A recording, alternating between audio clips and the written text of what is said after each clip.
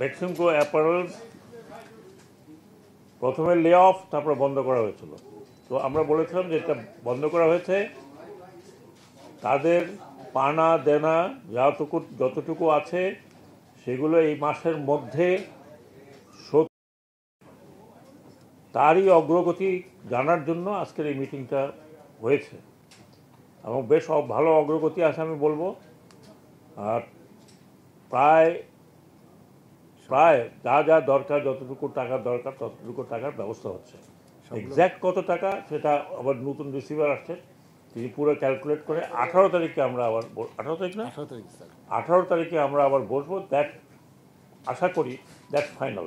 সবগুলো ব্যাংকের এমডিরা, সব ব্যাংকের এমডিরা আসবেন, তারা কোথা থেকে রিসোর্স সব ব্যাংকে পুল করে যা টাকাটা এখনও ক্যালকুলেশনে আসবে সেই টাকাটা যার পাওনা একদম তাদের অ্যাকাউন্টে চলে যাবে ফেব্রুয়ারির মধ্যে, এই মাসের মধ্যেই ইনশাল্লাহ।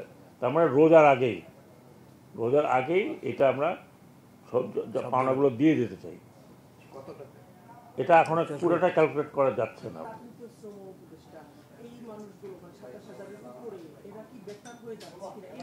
বেকার হতেও না, বেকার আমি মনে করি না সাথে বেকার হবে এমন না, কারণ এরা কিন্তু স্কিল লেবার এবং আমাদের গার্মেন্টস সেক্টরে বহু থেকে 5 থেকে 6-7% প্রতি মাসে ডেফিসিয়েন্ট আছে অ্যান্ড দে আর স্কিল্ড।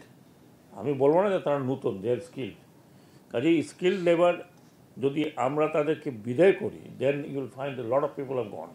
এরই মধ্যে হয়তো আমি জানি না, আমাকে একটা রিপোর্ট বললো অনেকে চিটাগাংয়ে চাকরিটাকে খুঁজে পেয়েছে। আমার কথা হলো যে আমরা কোনোভাবেই এতগুলো লোকেরকে বেকার থাকতে দিতে পারি না এবং কিছু না কিছু একটা ব্যবস্থা হবে। এটা নিয়েও লোকজন কিছু কাজ করছে। বেশ কী বলে আপনার ইপিজেড আছে, বিডার মাধ্যমে কাজ হচ্ছে। এটা অন্তত এই সরকারের কোনো পলিসি না যে চাকরি বাকরি হারিয়ে দেওয়া লোকজনকে বাড়ি পাঠিয়ে দেবো, নট অ্যাট অল। একটা সার্কামস্টান্সেস বুঝতে হবে যে কোন পরিস্থিতিতে এই কাজটা করতে হবে। আরও তো অনেক ফ্যাক্টরি আছে না, অনেক ফ্যাক্টরিতে, কোনো ফ্যাক্টরিতে মালিক বেতন দিতে পারছে না, সেখান থেকে কিছু আমরা জোগাড় করে দিচ্ছি।